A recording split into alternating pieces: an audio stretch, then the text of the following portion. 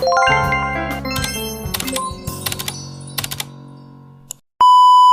sa mga kabakal, for today's video ay magluluto tayo ng pork steak. Basic tutorial lang yung tuturo ko guys kasi saka hindi kompleto sa natin. At tayo mga mag-asa tayo kung baga sa Bicol, matay silang kutsilyo.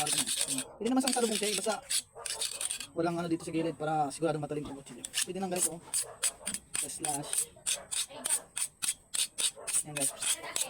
Sige, kung tayo na. Pwede na.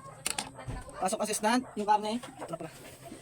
Maraming karne eh. 1 kilo magit siguro to eh. Pero ito yung pagkatay namin ng baboy. At meron tayong atay. Atay. Yan. Ngayon, medyo matigas pa kasi. Ngayon ay matigas pa eh. Pero mas maganda itong hiwain guys kapag pork steak chop. Alam mo bakit? Kasi masishape talaga ang palapad siya. Mas advantage ko kapag frozen. Yan, may natutunan naman kayo bago sa akin. Mas maganda mag-chop kapag frozen. Pero pag sa may mga buto guys, mas maganda kapag naka-toad. Yung i-chop mo para malambot lang. Pero kapag mga laman, mas maganda siya frozen mo i-chop. Based on my experience. Pagkaya kung gusto mo, chop yung malambot, pwede naman. Eh, kailangan natin ng kalamansi. Teka lang guys. Ayun guys, walang kalamansi daw nabili yung pamangking ko kaya ako yung maghanap. Magmumotor tayo para bumili ng kalamansi. Tara, let's do. Ayan na yung motor natin mga igot.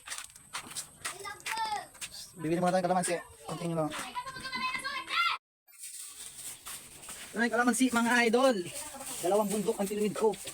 Nagsumbrero pa ako pagbili kasi dagdag pugi points. Charot. Ngayon ahiwain na natin yung ating karne. Medyo na-delay kasi mayroon pang luto kapag kulang isang cup. Actually, hindi ko alam yung luto talaga nito. Pinakailaman ko lang sa rep. Pinakailaman ko lang sa rep kasi baka sabihin naman nila nagbatay sila sa ospital tapos pagdating nila dito walang pagkain, magagalit yun.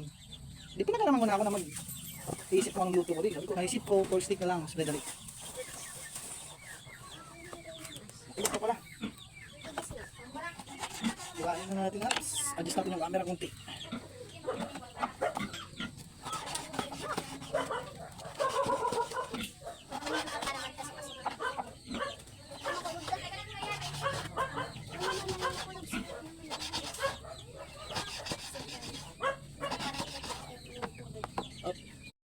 Ayan guys, tapos na natin iwain yung karne, palapad siya. Tingnan natin, palapad. Maninipis lang. Tapos ito yung mga buto, sinama ko ito kasi kung pasarap yan. Sunod na natin yung tapos na. Sunod na natin yung atay. Yung atay. Atay ito.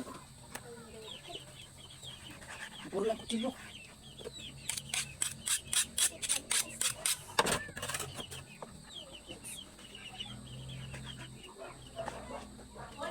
Pag ano natin guys, pag marinate na natin ito ng ano, hindi natin.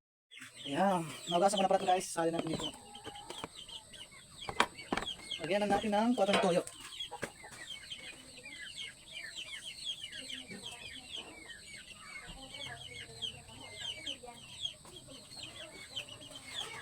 Katamtama lang pala yung toyo.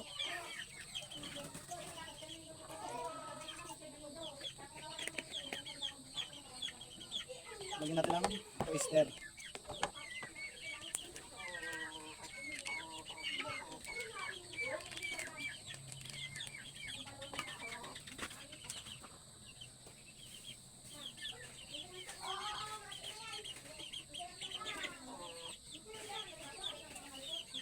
Walang paminta.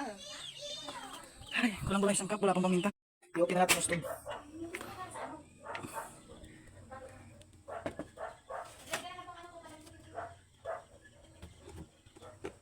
Lagyan natin ng konting mantika. Diba?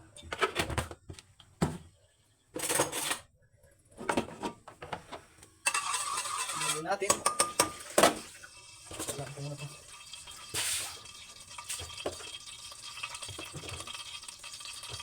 Magado ka na, pag hindi ko mag-ano, mag-ongoing na.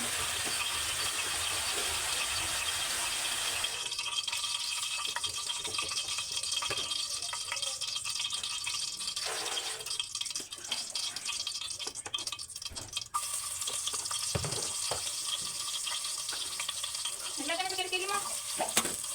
Lagyan ko na yung bawang at konting sibuyas. Sige na, asok ka na.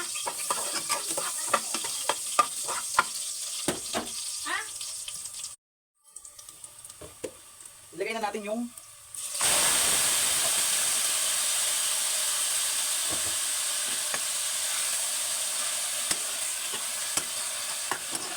magulo yung atay natin.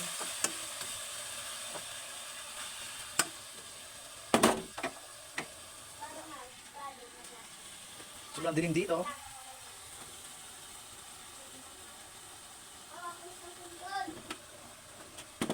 Takpan natin muna ng kaunting minuto. Malapit na pala maluto ang ating pork steak. Antayin na natin maglambot ng sibuyas konti. Yan na po yung pork steak natin. Thank you for watching.